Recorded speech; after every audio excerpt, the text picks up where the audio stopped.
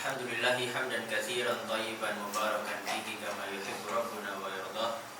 Asyhadu an la ilaha illallah wahdahu la syarika lah narju biha jannatahu wa ridha.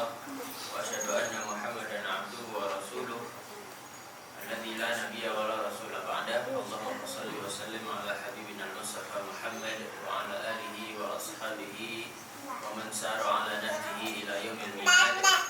Amma ba'du, jamaah salat maghrib yang dimuliakan Allah Subhanahu wa taala. Marilah kita tidak henti-hentinya untuk bersyukur kepada Allah Subhanahu wa taala atas limpahan rahmat, hidayah, kasih sayangnya. Kita sampai detik ini masih diberikan kesehatan, diberikan kekuatan iman dan Islam. Mudah-mudahan kita mampu menjaga keimanan dan Islam kita, sehingga pastinya akan bermanfaat dalam kehidupan kita di dunia dan akhirat. Amin Allahumma amin. Salawat dan salam marilah tetap kita sampaikan kepada baginda Nabi Muhammad sallallahu alaihi wasallam, keluarga beliau yang beriman, para sahabat-sahabatnya, para tabi'in, para tabi'in, dan generasi penerus mereka semua, minal ulama'il amilin wal musannifin dan seterusnya, termasuk kita mudah-mudahan istiqomah di jalan beliau sallallahu alaihi wasallam. Amin Allahumma amin. Jamaah sekalian dan dimuliakan Allah Subhanahu wa taala, saya diberikan tema tentang Kitabut Thaharah.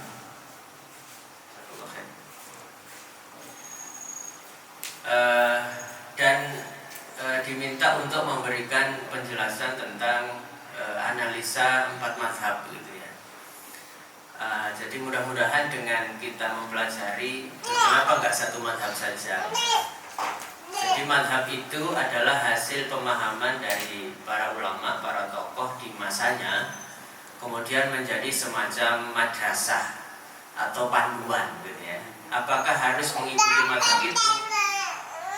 Ya, secara umum umat Islam semuanya waktu itu mengerucut di madrasah itu. Jadi yang terkenal itu 4 ya.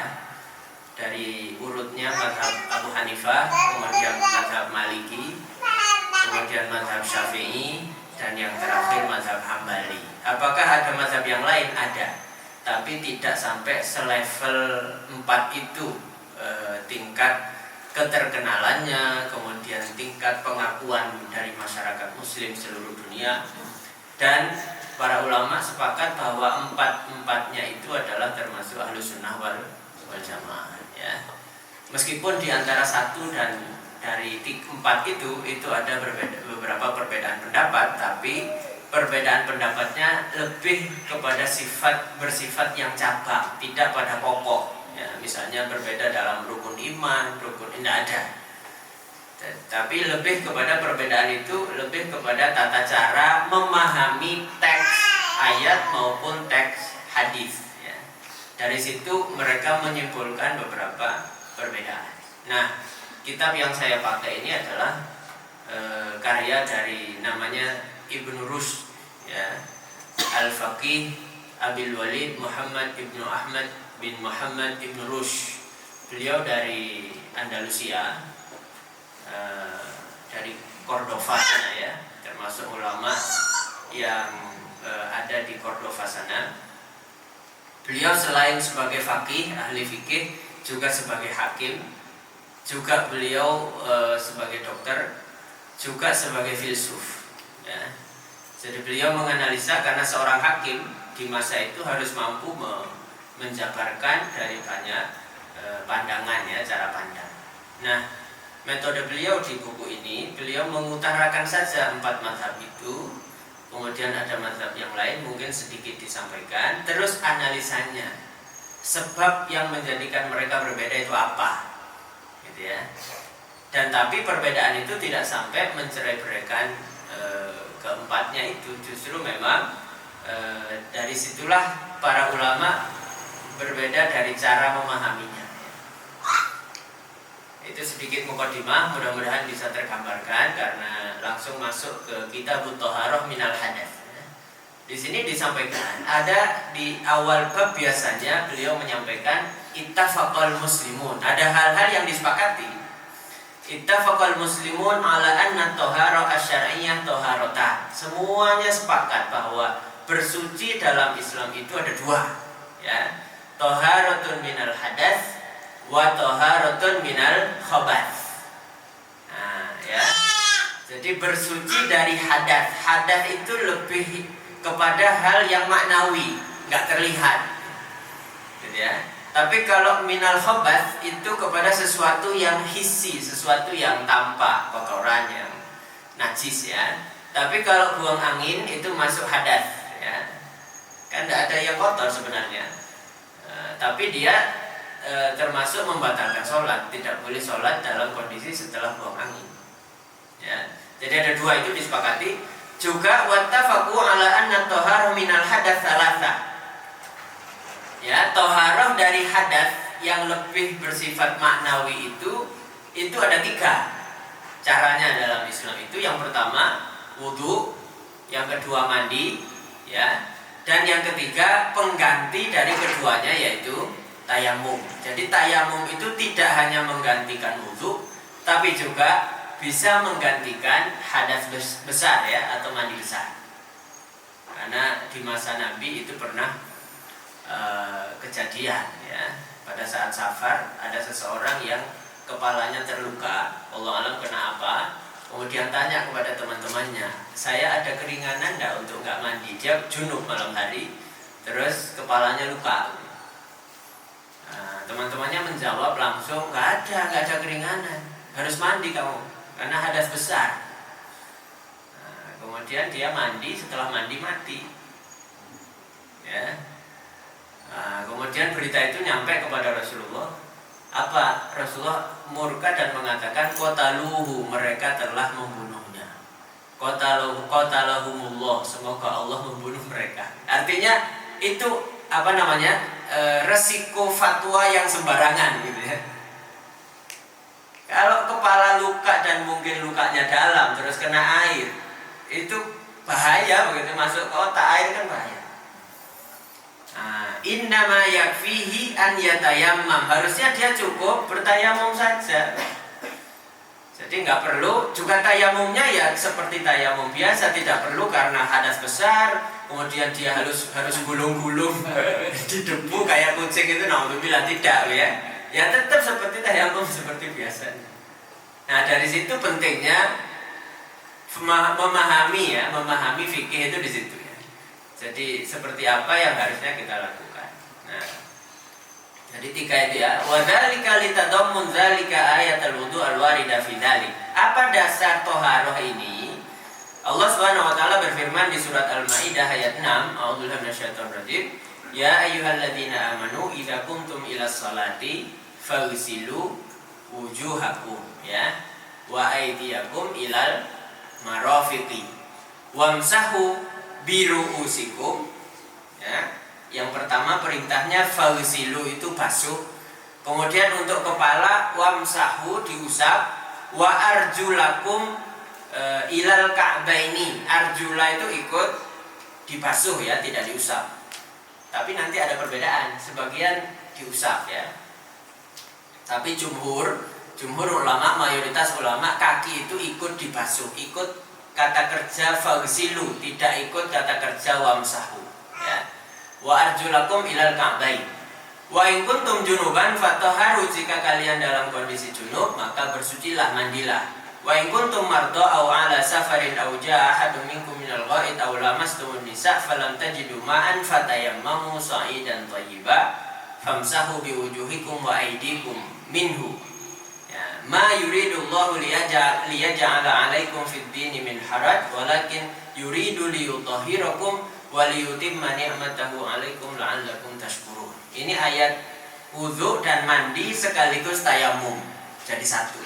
Tapi secara umum disampaikan global ya. Tata caranya bagaimana itu Nabi yang mengajarkan kepada para sahabat ya.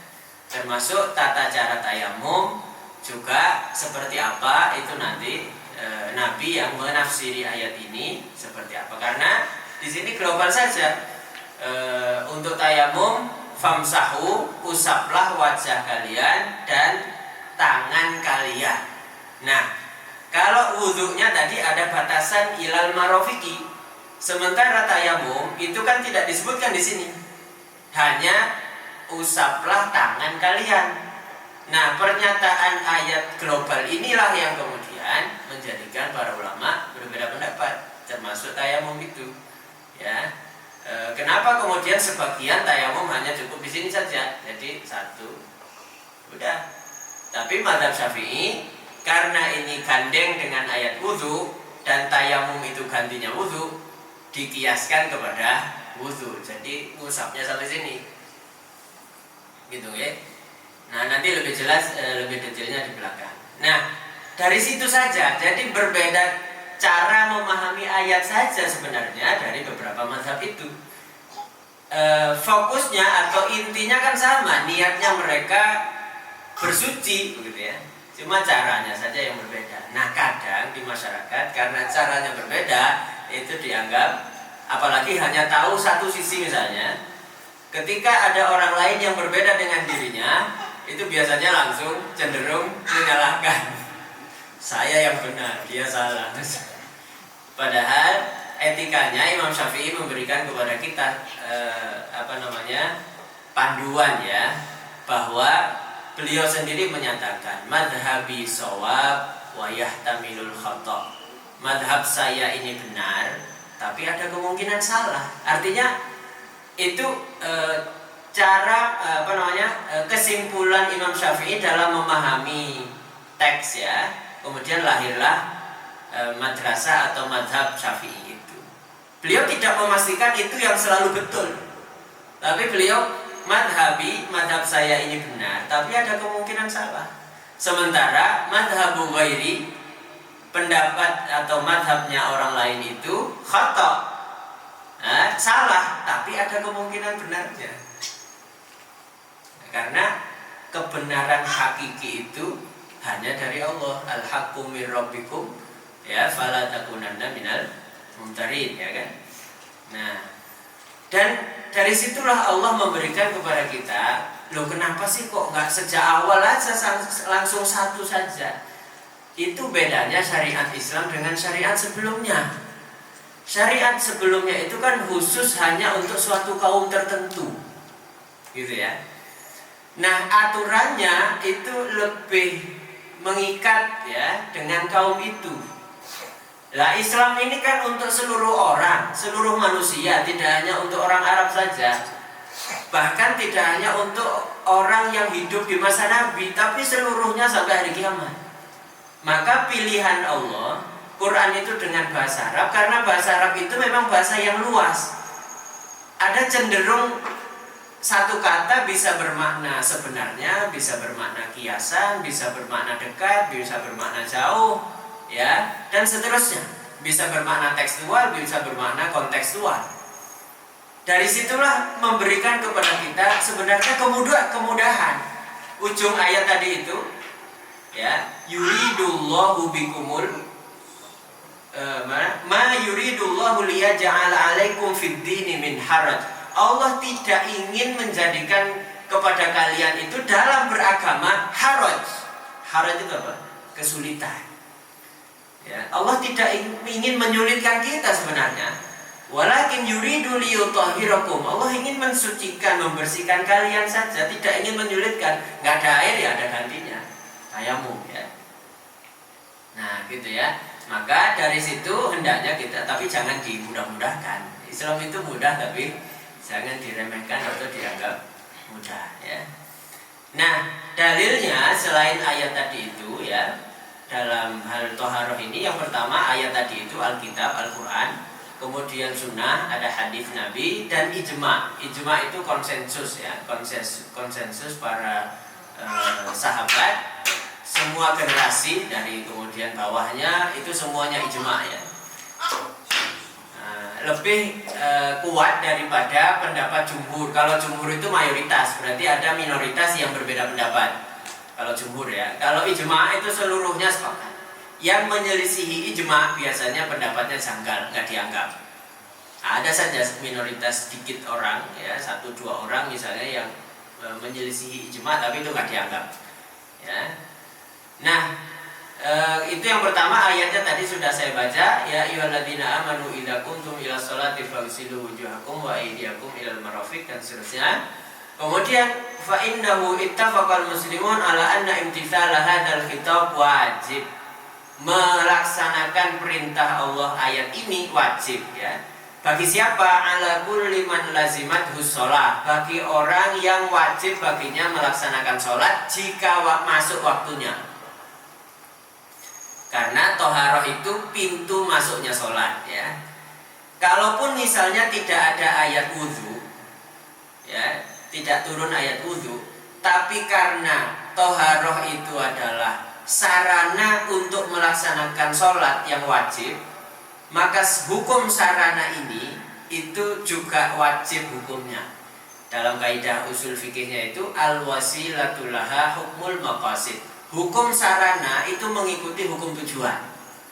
Ya, kalaupun nggak ada ayat wudhu tadi, pintu masuknya sholat itu wudhu, maka wudhu menjadi wajib juga. Sarana menuju sholat semuanya itu jadi wajib karena untuk menyempurnakan ibadah sholat kita. Oke. Nah kemudian berikutnya, apa hadis Nabi yang menjadi pegangan dalam taharah itu? Beliau menyatakan la yaqbalullahu sholatan bighairi tahur. Allah tidak menerima sholat seseorang bighairi tahur, tanpa bersuci. Nah, wala shadaqatan min hulul, juga tidak menerima sedekah dari harta hasil hulul. Hulul itu harta yang belum sah milik dia, masih harta bareng, kemudian dia sudah mengambil jatahnya, kemudian disedekahkan. Nah, sedekah ini enggak berkah ini ya. Nah, contoh gampangnya misalnya ya, saat kurban itu kan bukan daging masing-masing orang, ya kan? Nah sebelum selesai dibagi-bagi, dia sudah ngambil terus dibagikan lagi ke orang. Nah ini hak siapa yang dibagikan ini kan?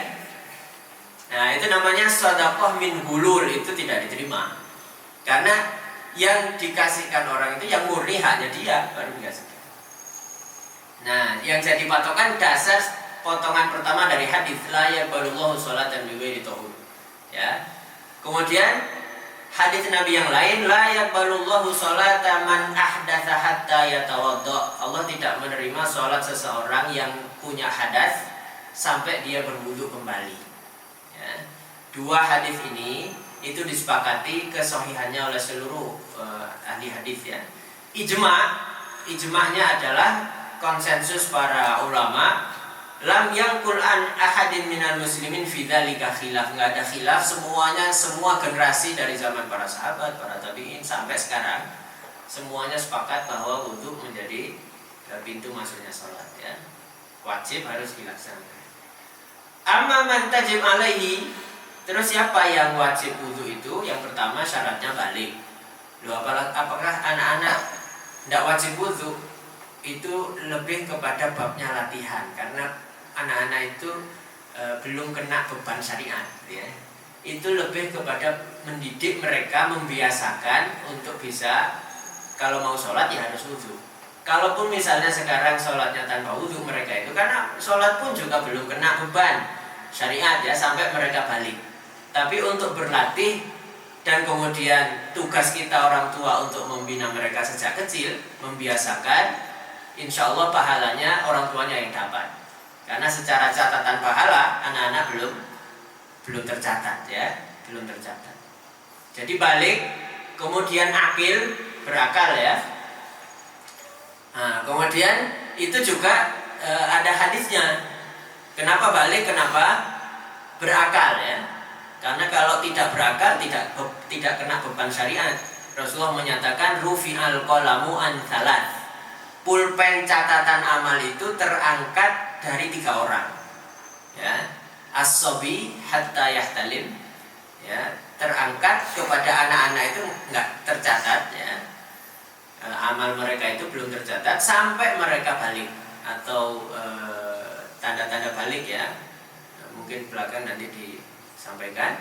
Wal majnun hatta yufiq, orang yang gila ya atau tidak ada akalnya sampai mereka sadar. Karena gila juga ada yang kumat-kumatan ya, tidak selalu, ada yang seterusnya. Nah, terus gimana? Ya, kalau dia sadar, misalnya sadar hanya sehari, ya dia pas sadar itu harus sholat.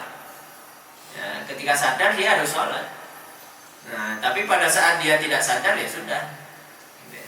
Ini juga berlaku bagi misalnya usia manula yang sudah mulai agak pikun. Berlaku hadis ini. Ya. Pada saat dia sadar, ya dia harus sholat. Tapi kan kadang lupa, ya. Yang sudah sepuh sekali itu sudah lupa, nggak ingat dirinya. Katanya sudah makan tapi belum makan dan seterusnya ya. Nah, itu juga berlaku hadis ini. Jadi pulpennya bisa kadang nulis, kadang tidak, ya. Itu bentuk rahmat dan kasih sayang Allah juga kepada hambanya. Nah, kemudian apakah syarat wudhu juga harus sebagai orang Islam? Jadi biasanya hampir seluruh ibadah syarat sahnya itu balik akil muslim, ya, gitu ya. Nah, kalau Islam apa tidak? Nah, ini semuanya hampir sepakat iya harus Islam. Karena apa fungsi wudhunya orang non muslim? Kalau secara keimanan dia belum yakin, ya fungsinya hanya untuk bersih-bersih. Orang yang setelah wudhu kan pasti bersih, tangannya bersih, mukanya bersih ya, nah, gitu ya, lebih segar dan seterusnya. Mungkin itu manfaat duniawi yang dirasakan kalau misalnya orang itu wudhu tapi belum yakin dengan keislamannya. Ya.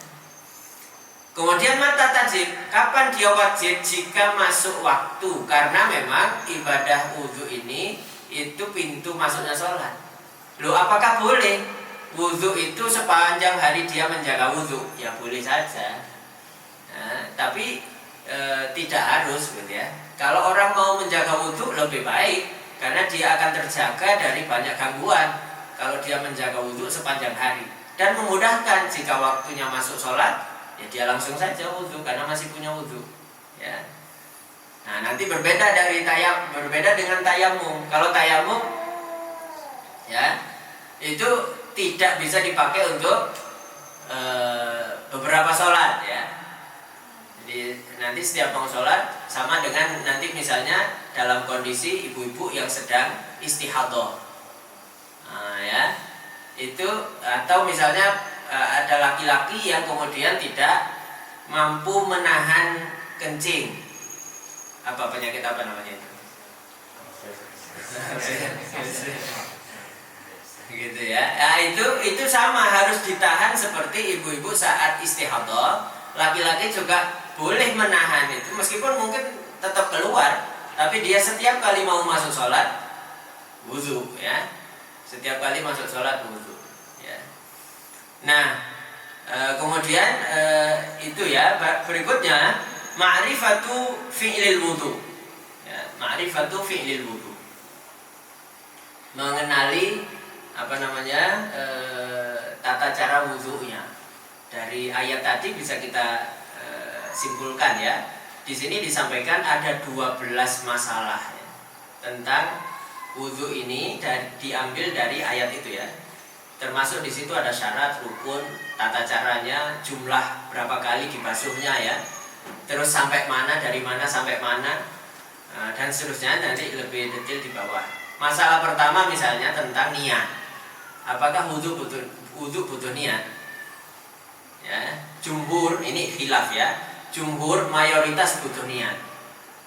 Tapi madhab Abu Hanifah dan Ats-Tsauri ini seorang tabi'in, itu tanpa niat boleh. Tapi Imam Syafi'i, Imam Malik, Imam Ahmad, Dawud Al-Zahiri itu madhab Zahiri. Zahiri itu tidak sampai selevel 4 madhab tadi. Madhab Zahiri itu adalah madhab lebih kepada memahami ayat itu hanya tekstual saja. Mereka nggak mau repot memahami kontekstualnya, ya tidak selalu benar. Karena bahasa Arab tidak selalu harus dimaknai secara tekstual ya. Kadang harus bermakna kontekstual. Nah, jadi jumhur niat itu syarat wudu. Lah terus niatnya gimana? Apa dilafadzkan atau cukup di hati? Nah, ini perbedaan lagi ya. Jadi secara umum ya, semuanya sepakat. Mau mazhab semuanya 4 itu sepakat bahwa tempat niat di mana? Di hati. Semuanya sepakat. Tapi pelaksanaannya itu ada yang tidak dilafadzkan, ada yang dilafadzkan tapi tujuannya untuk menguatkan hati, bukan justru sebaliknya. Di mazhab Syafi'i masih membolehkan, karena Rasulullah SAW itu juga berniat tapi tidak dalam sholat atau wudhu. Rasulullah itu niat melafadzkan haji itu dilafadzkan, labbaik Allahumma hajjan au umratan, itu berlafaz. Di mazhab Syafi'i mereka ini membolehkan jika untuk menguatkan hati, khususnya bagi orang-orang yang masih ragu-ragu. Jadi begitu masuk masih belum pas hatinya, itu mau langsung begini kok bab sholat ya, atau mau langsung wudhu kok masih pikirannya kemana-mana misalnya, itu butuh dikuatkan hati. Terus bagaimana bagi misalnya seorang mu'alaf, dia mau baru masuk Islam ya, dan kemudian setelah masuk Islam kan harus bertahap belajarnya, ya kan? Nah, mending menghafal lafadz niat atau mending menghafal surat Al-Fatihah. Al-Fatihah duluan gitu kan. Niat itu disampaikan dulu, tempatnya di hati sama dia, orang baru ini ya, baru masuk Islam. Nah, kalau menghafal niat justru menyulitkan orang itu, karena nggak biasa mendengar bahasa Arab kan, niat kan dengan bahasa Arab juga. Ya mending hafalan basmalah saja atau Al-Fatihah saja, disampaikan niatnya tempatnya di hati. Di pertemuan sebelumnya saya menyampaikan ya bahwa tidak cukup hanya yang zahir saja. Kalaupun misalnya di mazhab Syafi'i penjelasannya di salah satu kitabnya Imam Nawawi itu, kalaupun misalnya ada orang yang misalnya niatnya di dalam hatinya bab sholat itu sholatnya zuhur di hatinya, terus munculnya sholat asyar, itu yang dihitung yang mana? Hatinya. Ya, hatinya gitu ya. Nah, maka kan juga banyak misalnya yang mengatakan usolli fardhu itu nggak paham artinya, ada nggak? Gitu kan?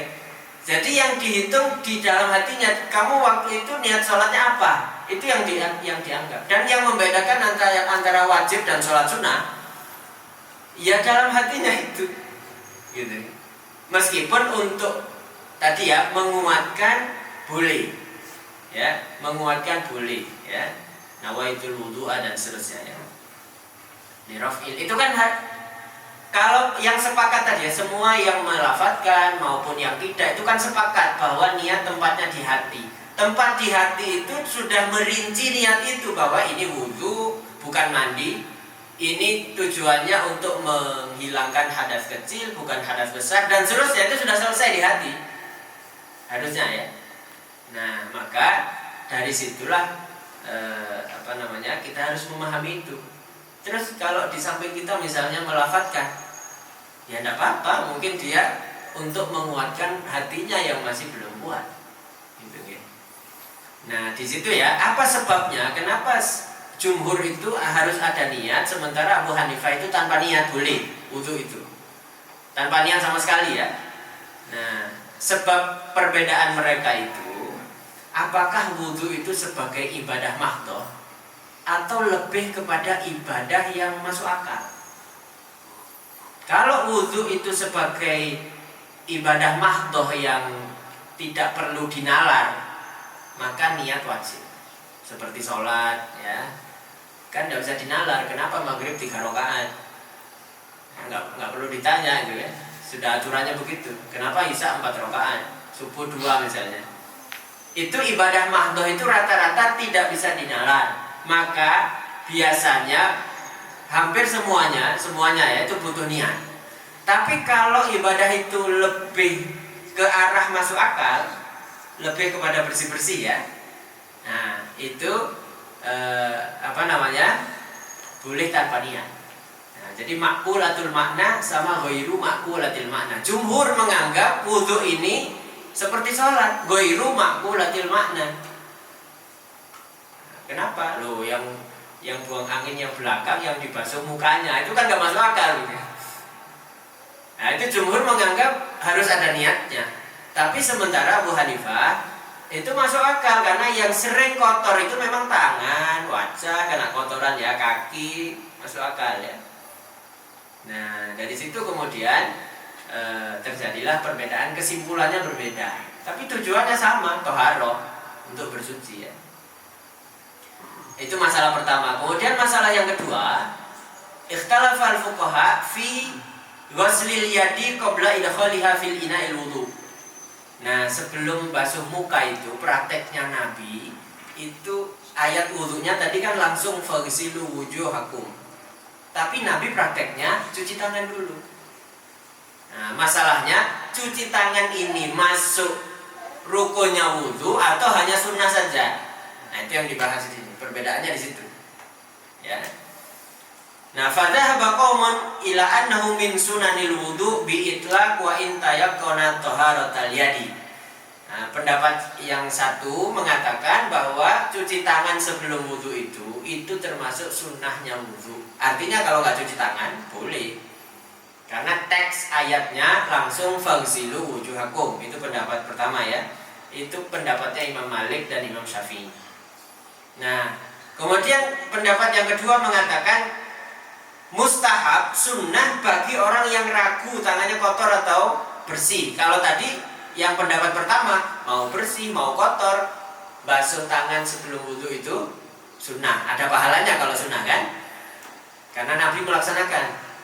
Tapi yang kedua mengatakan bagi yang ragu-ragu tangannya kotor, ya cuci dulu sebelum basuh mukanya. Itu juga salah satu dari pendapat Imam Malik ya. Wakila inna ghuslal yadi wajib 'alal muntabih minan naum. Pendapat ketiga mengatakan cuci tangan ini hanya wajib hukumnya bagi yang bangun tidur. Nanti ada hadisnya yang diikutkan ya.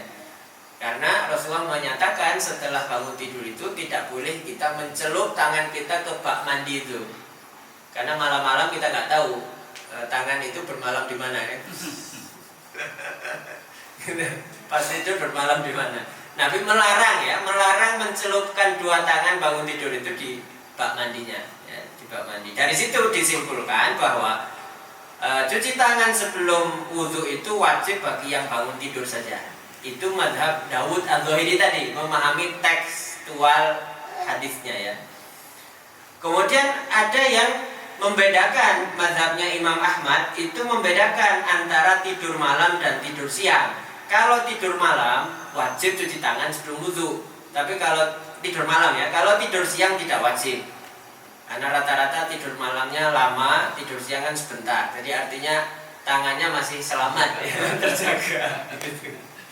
Nah, coba cara memahami para ulama ya, sedetail itu ya, sedetail itu. Kemudian berikutnya itu ya. Kemudian apa sebab perbedaannya? Berarti ada berapa tadi? 4 pendapat ya. Apa sebab perbedaannya? Hadis Nabi, idza staiqadha ahadukum min naumihi. Ini ya. Jika seseorang dari kalian bangun tidur, falyaghsil yadahu qabla an yudkhilaha fil ina. Ada falyaghsil, ada perintah di situ, maka cucilah kedua tangannya sebelum dimasukkan ke bak mandi. Nah, atau bejana air ya. Fa inna ahadakum la yadri aina batat yaduhu. Karena kalian tidak tahu bermalam di mana tangan kalian itu ya. Dan di riwayat yang lain falyaghsilha thalathan. Cucilah 3 kali. Coba bagaimana Islam sangat menyarankan bersih-bersih ya. Cuci tangan ini sudah memang bagian dari yang tak terpisah dengan umat Islam ya. Bukan karena hanya ada corona itu kita cuci tangan ya. Nah, faman lam yara baina ziyadah al-waridah fi hadzal hadits ala ma fi ayatil wudu mu'aradah wa baina ayatil wudu ya. Barang siapa yang tidak menganggap hadis ini dengan ayat wudu itu tidak bertentangan, maka dianggap cuci tangan ini tambahan dari ayat wudu. Artinya cuci tangannya wajib. Barang siapa yang menganggap bahwa hadis dengan ayat ini seakan bertentangan karena ada tambahan cuci tangan, maka cuci tangan dianggap masuk sunnah. Perintah Allah hanya langsung faghsilu wujuhakum ya. Faghsilu wujuhakum. Dari situ yang sebab perbedaannya. Ya. Nah, rata-rata kita biasanya secara umum masyarakat Muslim secara umum ya wudhu muka gitu ya, cuci tangannya terus kumur itu nanti sama pembahasannya. Berikutnya ini masalah yang ketiga tentang kumur dan masukkan air ke hidung. Itu juga sama karena Nabi prakteknya begitu. Cuma dalam ayatnya kan tidak disebutkan, gitu ya. Maka rata-rata yang mayoritas para ulama menyatakan Imam Malik, Imam Syafi'i, Imam Abu Hanifah kumur-kumur masukkan air ke hidung itu masuk sunnahnya wudhu. Masuk sunnahnya wudhu tidak sampai wajib. Tidak sampai wajib. Jadi kalau ada orang wudhu langsung muka pilih yang wajib itu saja ya sah wudhunya, sudah cukup. Nah, tapi kalau pingin sempurna ya ikuti Nabi prakteknya. Karena yang menafsiri ayat itu adalah Nabi ya. Jadi sunnah maksudnya sunnah perilaku Nabi itu ya, itu tidak selalu bermakna wajib dilaksanakan ya, tidak selalu bermakna wajib dilaksanakan. Nah, nanti bab sholat misalnya lebih detail lagi. Nabi kan tidak pernah luput dari sholat witir, mau di rumah atau dalam perjalanan ya. Nah, itu para ulama beda pendapat apakah sholat witir itu wajib. Ya, jumhur tidak wajib karena perintah saat Isra Mi'raj sholat itu yang wajib ya 5 itu aja, nggak ada tambahan lain. Tapi prakteknya Nabi tidak pernah meninggalkan sholat witir. Ya, dari situ sisi perbedaannya ya, termasuk dalam bab wudu ini.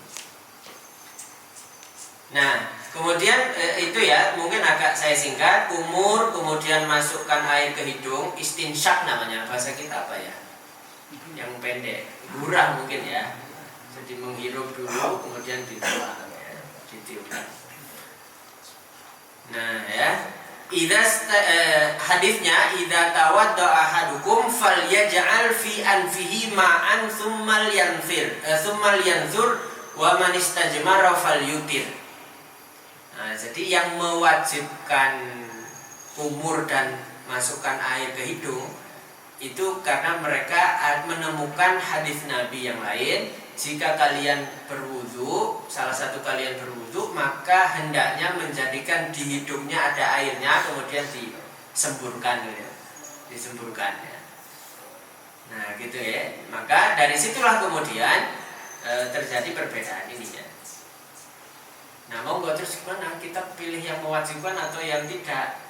Ya monggo masing-masing ada dasarnya. Ya, tidak perlu diperdebatkan, ya tidak perlu diperdebatkan. Masing-masing ada dasarnya. Karena perilaku nabinya begitu, ya beliau wudhu sempurnanya begitu. Tapi ayat wudhunya cukup muka, kedua tangan, kepala, kaki. Kalau mau minimalis, termasuk pengulangan jumlah 3 kali basuh itu juga yang wajib 1 kali saja, nanti pembahasan di belakang. Yang wajib 1 kali tapi rata. Jadi kalau 1 kali dipastikan rata sebenarnya sudah cukup. Makanya kalau misalnya dengan wudhu segini cukup ini sebenarnya, lebih malah. Yang gelas kecil itu loh cukup. Jadi kan begini ya, dengan ratakan saja sekali rata sebenarnya cukup. Atau lebih irit lagi pakai semprotan. Ya, itu lebih kan membasuh itu tidak harus mengguyur loh. Kalau mandi baru diguyur. Basuh itu dibasahi terus agak dipijat-pijat begitu. Itu namanya membasuh. Tapi kalau mandi ya diguyur rata semua. Nah, jadi segini sebenarnya cukup. Kalau 1 kali dipastikan rata, dari mana batasan wajahnya, dari mana batasan tangannya, rata, dipastikan sudah basah semua, sudah cukup sebenarnya. Tapi kenapa kita biasa 3 kali? Ya afdolnya memang dilebihkan gitu kan. Dan witir, ganjil 3 kali. 3 kali. Ya itu nanti pembahasannya lebih detail di belakang. Kemudian tentang wajah sekarang. Batasannya mana wajah itu? Ya. Nah, ittafaqal ulama ala anna ghuslal wajhi bil jumlah min faraidil wudu. Semuanya sepakat, 4 mazhab itu sepakat. Secara global membasuh wajah itu termasuk fardunya wudu, nggak boleh ditinggal. Ya. Tapi batasannya di mana? Apakah apa namanya ini? Pelipis ya. Antara rambut dengan telinga itu apakah masuk wajah ini? Coba sampai sedetil itu para ulama ya. Apakah wajah itu dari rambut ke rambut ini atau dari telinga ke telinga? Itu yang jadi perdebatan ya. Terus atas bawahnya, apakah atasnya itu dari batas tumbuhnya rambut sampai jenggot atau sampai dagu? Kalau sampai jenggot, yang jenggotnya tebal gimana? Harus basah semuanya misalnya. Mansadala ya, di bahasa kitabnya itu fi ghusli mansadala minal lihyah, yang jenggotnya tebal ya. Terus apakah harus di sela-sela jenggotnya itu basah di bawah? Kalau lebat kan bawahnya belum tentu basah, gitu ya. Nah itu yang terus orang kalau misalnya mohon maaf botak misalnya, tumbuhnya rambutnya di mana? Apakah harus gini? Gitu kan? Termasuk ibu-ibu misalnya, yang rambutnya panjang terus basuh, kepalanya gimana? Apakah semua rambutnya harus diusap? Kan tidak begitu. Nah makanya secara umum orang itu dihukumi yang umum gitu ya. Berarti kepala yang tadi memang botak itu kan karena sebab, bukan aslinya. Awalnya dulu kan enggak. Jadi ya cukup sebatas mana tumbuh rambutnya dia dulu, di situ diusapnya, apa namanya, dibasuhnya, tidak harus sampai belakang. Atau ibu-ibu yang panjang tadi ya cukup. Kan kalau salah satu bentuk cara mengusap itu dari depan ke belakang terus balik ke belakang lagi kan? Jangan pakai yang mana? Untuk ngusap kepala. Nah, dari depan ke belakang terus tarik lagi ke depan ya. Karena ada tekstual hadisnya mengatakan begitu. Tapi di mazhab Syafi'i mereka berpendapat dengan teks ayat. Karena ba' wamsahu biru usikum itu menurut mereka baknya sebagian. Artinya kalau orang mau mengusap kepalanya hanya sebagian kepala, mau depan, mau samping, mau belakang, boleh. Itu di mazhab Syafi'i begitu. Nah, karena memahami teks ayatnya wamsahu bi ru'usikum, baknya itu sebagian kepala. Nah, bisa jadi waktu itu Imam Syafi'i belum mengetahui hadis yang tentang, karena pengetahuan para imam itu ya tidak semuanya mengetahui, karena mereka ini hidup sebelum hadis itu dibukukan semuanya kan. Nah sekarang kita mungkin tinggal baca, Bukhari sudah satu buku, Muslim sudah semuanya sudah dibukukan semua. Zaman para ulama ini mereka masih mencari begitu ya, satu-satu. Coba bayangkan kesulitan mereka mencari. Nah, sebagian mungkin keterbatasan secara umum ya.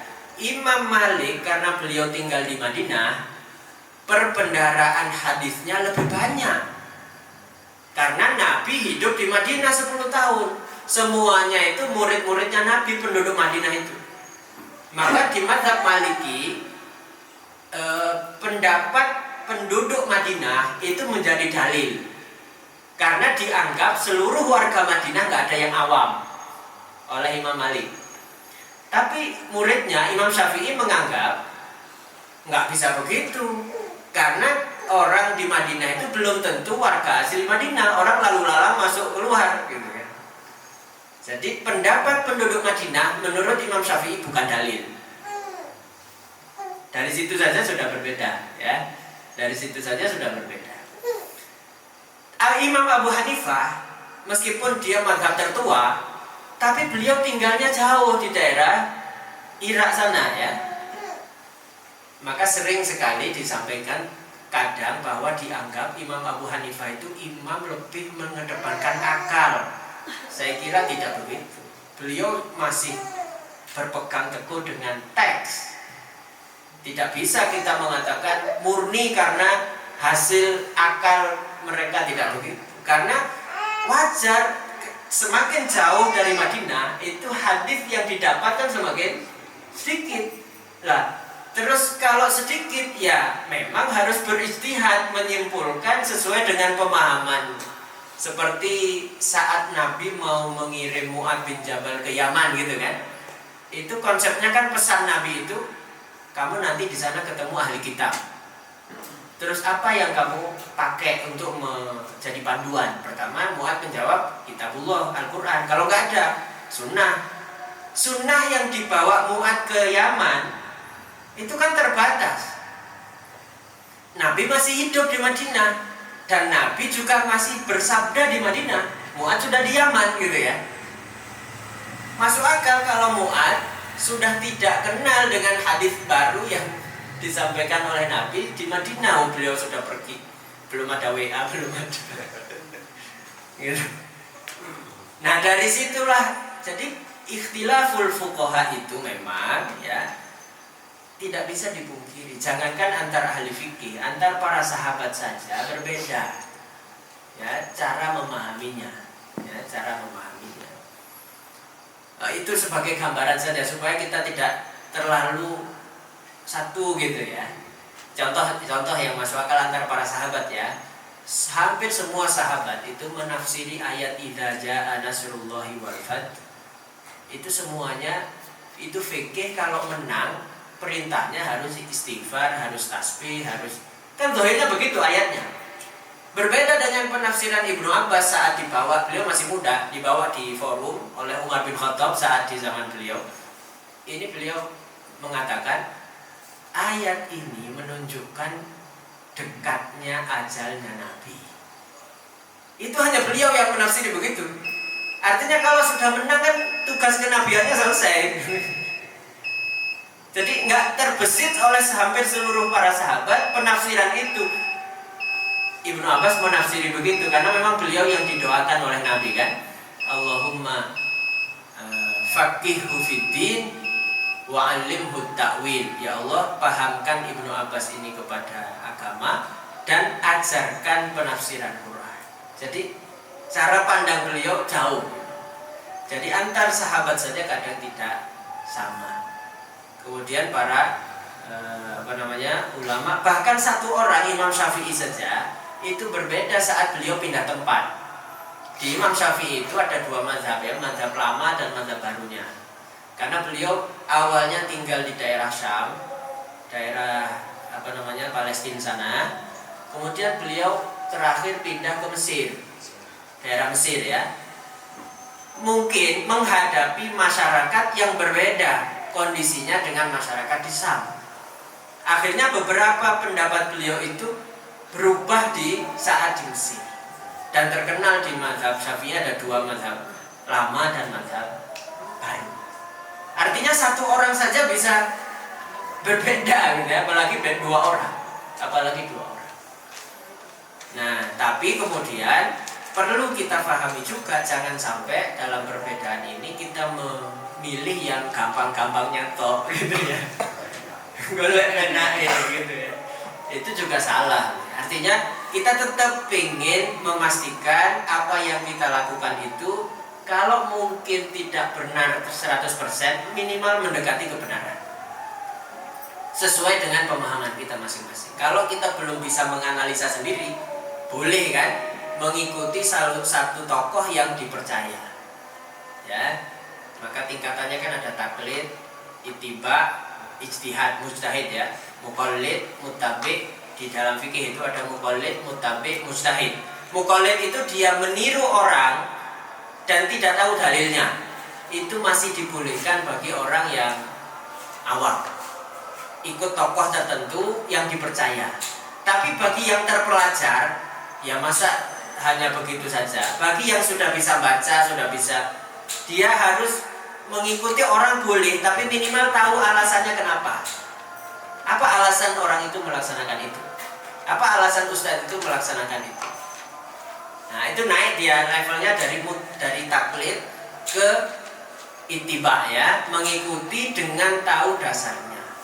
Kalau semakin orang itu mempelajari banyak, itu bisa naik lagi ke ijtihad. Mujtahid ya, bisa menganalisa. Dan mujtahid ini bisa dua, bisa mujtahid di dalam satu madhab, tapi ada mujtahid lintas madhab ya. Jadi para tokoh ulama yang ada di madhab Syafi'i, mereka membahas seluruh masalah itu melalui jalur madhab Syafi'inya, itu namanya mujtahid madhab. Tapi ada mujtahid yang lintas madhab ya, memahami seperti beliau ini kan memahami dari banyak sisi ya. Itu lebih kepada mujtahid lintas madhab. Nah, jadi wajah tadi ya saya simpulkan mungkin ya, bahwa memang ada yang memahami dan ini di belakang rambut bukan wajah. Tapi secara umum semua yang ditumbuhi ini semuanya wajah. Maka dipastikan kalau wudhu basah semuanya. Oke. Basah semuanya. Kalaupun sekali dipastikan semuanya basah. Ya. Allah alam bisawab, mungkin itu mukadimah ya. Mudah-mudahan belum sampai selesai karena memang banyak ini pembahasannya sangat luas ya. Ya mudah-mudahan ini membuka ya wawasan kita bahwa oh masya Allah Islam itu ternyata gitu ya. Sangat masih banyak yang perlu kita pelajari. Masih banyak yang perlu kita pelajari. Allah alam bisawab. Aku lupa hadza. Marilah kita akhiri dengan hamdalah dan kafaratul majlis. Alhamdulillah rabbil alamin. Subhanallahumma wa bihamdika asyhadu an la ilaha illa anta astaghfiruka wa atubu ilaik. Barakallahu fikum jami'an. Wassalamualaikum warahmatullahi wabarakatuh. Waalaikumsalam.